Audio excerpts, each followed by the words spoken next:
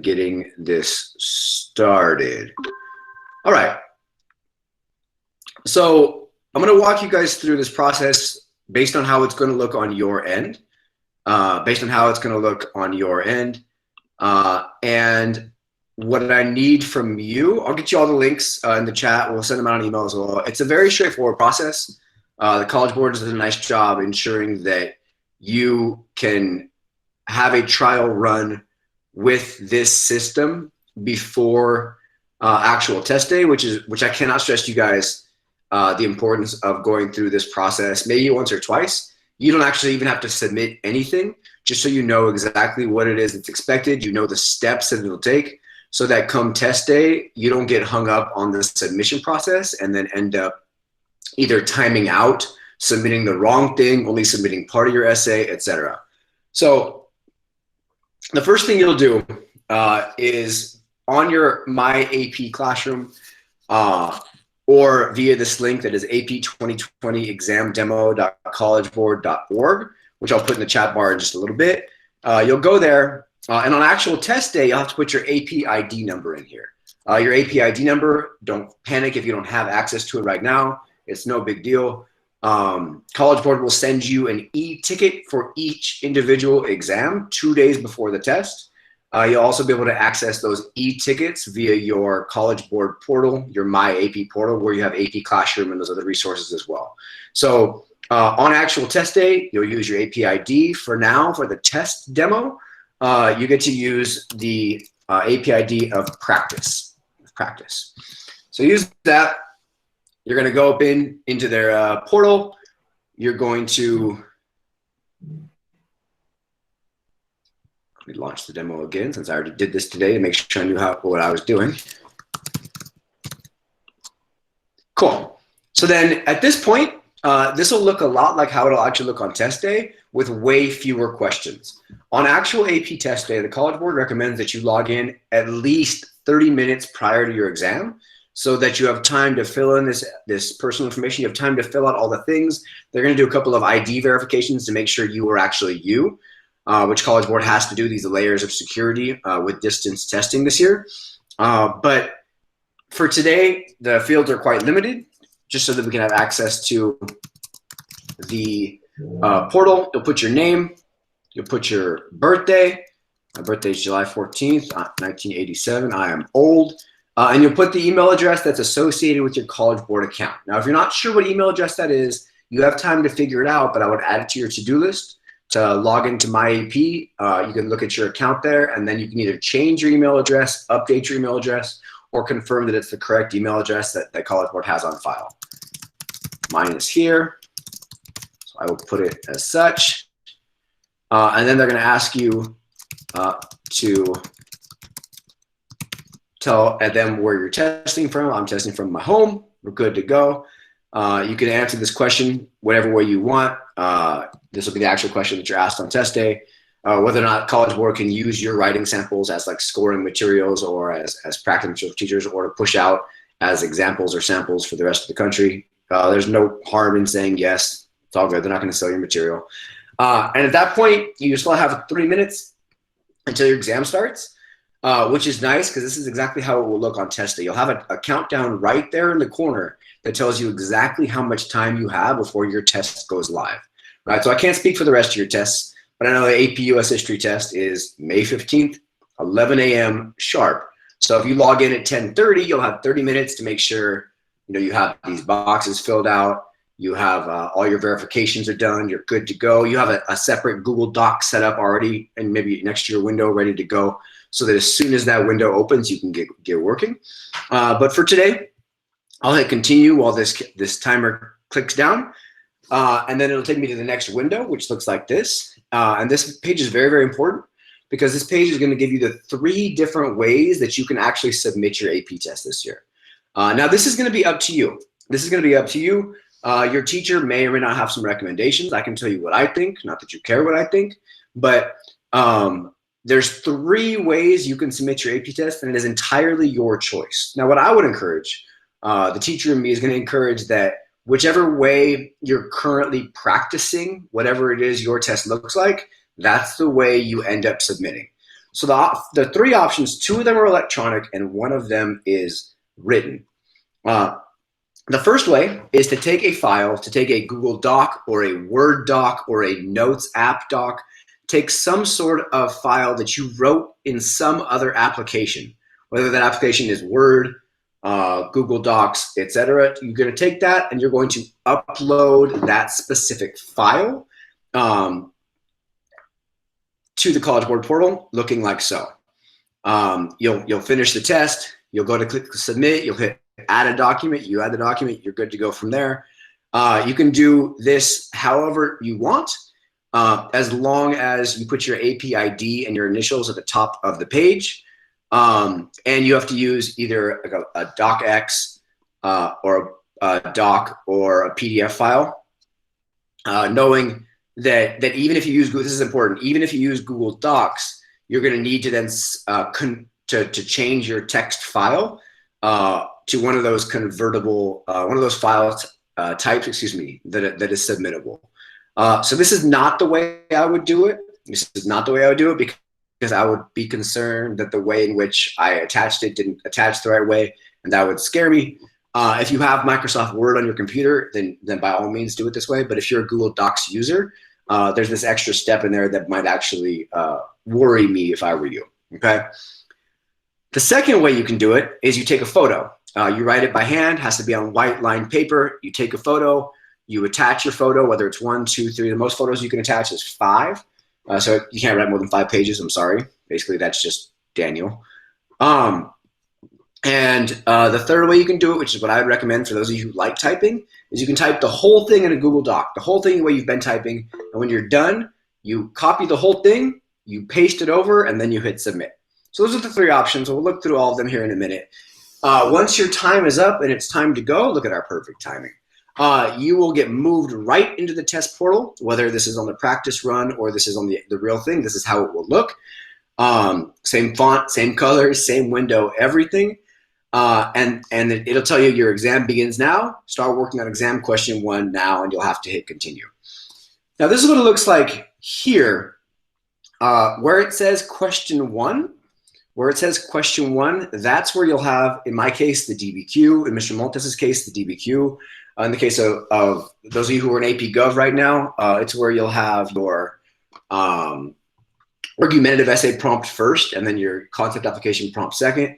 For Mr. Bragg's kids, this is where you'll have your rhetorical analysis prompt right here. It'll display in this box, okay? And you'll be able to scroll around for the DBQ. You'll be able to go doc to doc to doc right in here. So my recommendation is when you're here, when you're right here, you should have your Google Docs open side by side so that you can be looking at the documents on one window while also writing in the other window without having to bounce back and forth between them. That's my recommendation, but do you?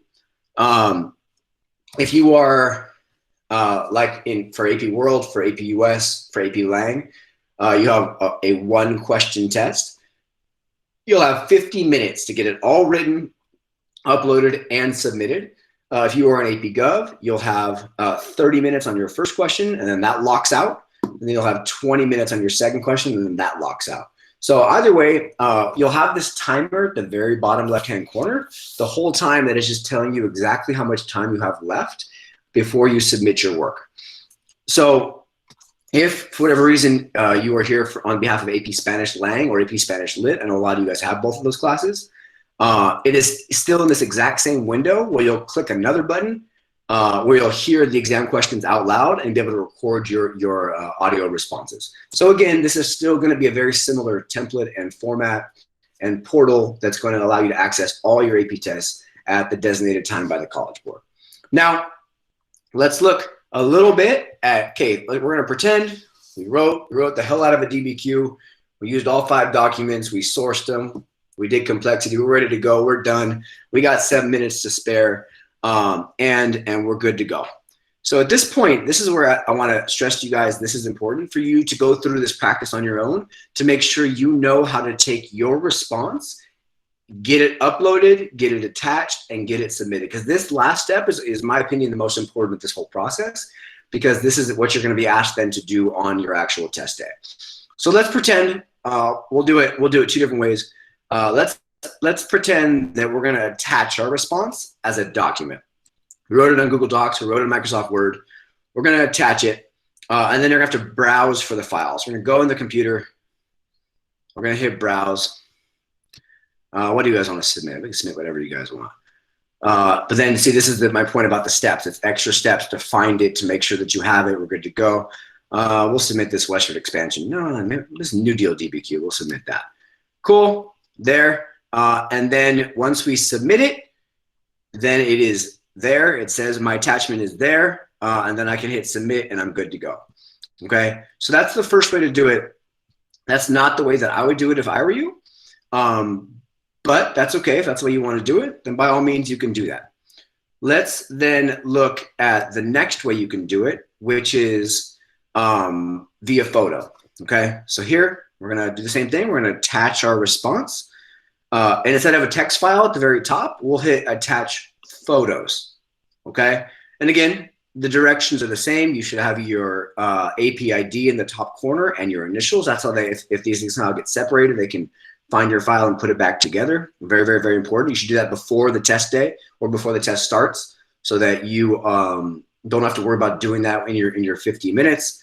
And you'll take your picture on your desk, make sure it's clear, and then the same thing, right? However it is you upload your photos, make sure they're saved somewhere, either in your drive, you can access them, you're all good to go. This is why it's so important to get this practice done, because this way you're not going to end up with this as a stumbling block or an obstacle on actual test day.